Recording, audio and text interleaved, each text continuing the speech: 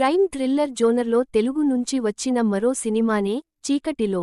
శోభిత ధూళిపాళ ప్రధానమైన పాత్రను పోషించిన సినిమా ఇది.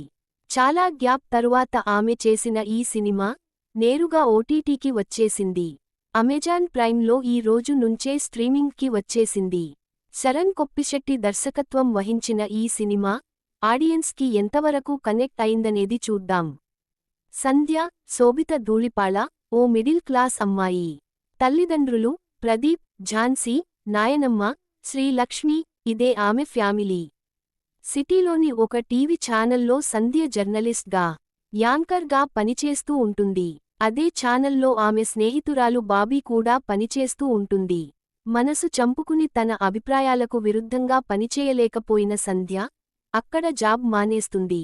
తానే సొంతంగా ఒక పాడ్కాస్ట్ను ఏర్పాటు చేసుకుంటుంది. అదే సమయంలో బాబీ, ఆమె బాయ్ ఫ్రెండ్ ఇద్దరూ కూడా దారుణంగా హత్య చేయబడతారు. రియల్ క్రైమ్ స్టోరీస్ను తన పాడ్కాస్ట్ ద్వారా జనంలోకి తీసుకుని వెళుతూ సంధ్య పాప్యులర్ అవుతుంది.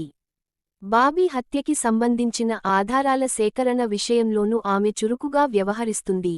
అయితే ఈ కేసును పరిష్కరించడం కోసం స్పెషల్ ఆఫీసర్గా వచ్చిన రాజమణి, సురేష్ ఆమె ధోరణి పట్ల అసహనాన్ని వ్యక్తం చేస్తాడు.